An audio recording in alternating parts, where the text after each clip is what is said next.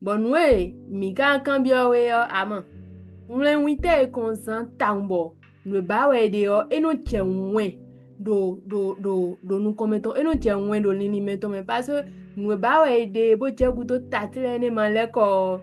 Bo ma tumbo e do nwe do nu kono e ma do nwe chan clair. Savoir clarifier son désir.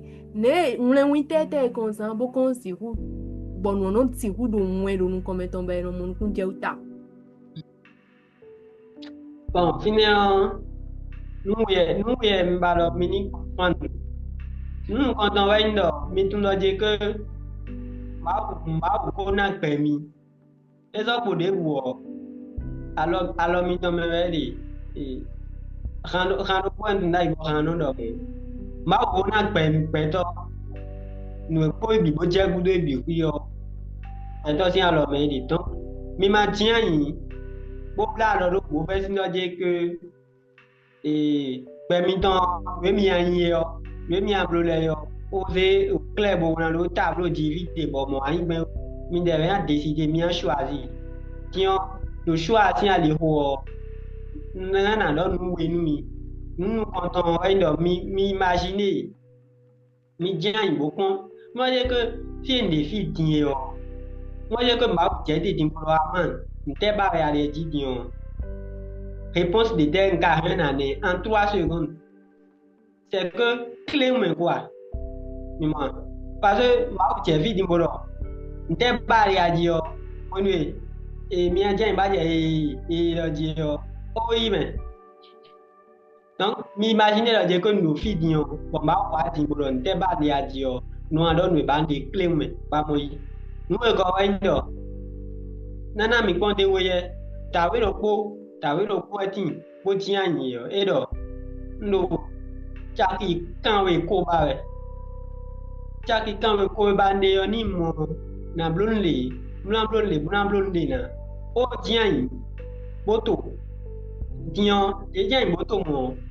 E wa do ye bo aje fi de yo bro e do ko ni o pa pa do su gbo do fini be do ni na mi cha ki kan we ko di yon dem ya bro na ji yo e te ko do ko ya pa lo ye ton ko ji be do e de bro na be ti je bro ni e ja bro na le yo e se cha ki kan we ko ni en même temps mi comprendre alors que ye do ko no ho me we ne no ko ne e poser question ho me trop bro e se cha ki kan we ko ni on dem ya bro na ji yo me le ti bo fini bo je di do bro e ni mo cha ki kan we ko di yon na ton den kan lo di yon on est des dans yo mais de ko ya ko différence de des cas de mais c'est juste parce que mais de auton nous bloquer ya ma ko o son dai ni moi o son dai donc mi doit son dai bon nous ya to son dai yo mi cambia mi bon de ma je te tin cambia mi lo je que après na bi ba de tin di yo na bi mi ado mi ma no fne po lo cha ki ko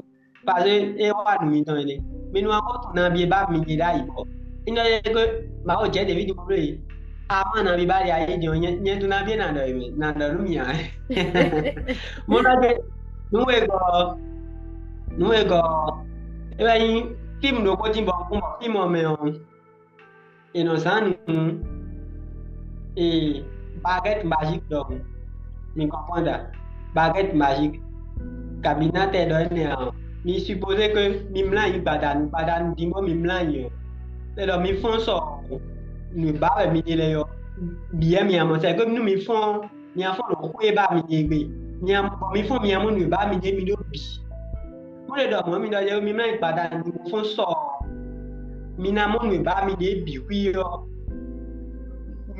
mi imaginer nous fon ne tele mi ka baba mo ni mi fon so ne tele mi ka baba mo mi a tempo ba to quoi c'est que choix mi a choisi les bihuia kodi il suffit seulement que mi a tient c'est comme si mi supermarché mais bah le mise ne ba mi bi mi a c'est ne ba mi donc quini no quinu biba tamelini donc te ba wen kaliaji mi mo ne turu mi ne tele kon so papa mi mi si kule no ku bule fi yo po ku mi do nya ma ku mi yo po ku yo ne mi ma na le yo e ba no e ouais mino e ouais mino lele do ta donc mi si les filles yo bon mi ton mi a mon débat mi de ben mi jusque mi ma jam ko sin do mi ja yin yo mi ba mi de yo e ko una da ye si yo una da ya tiye mi a choisi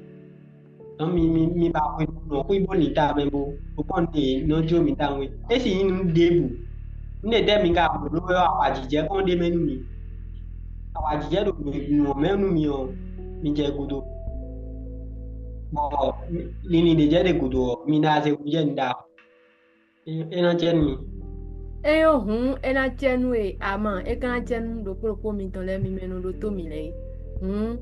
Mi bono man video nu mi babona man khale mi do kunu do pro mi ton bo mi na do e ikwere fu no video de fu.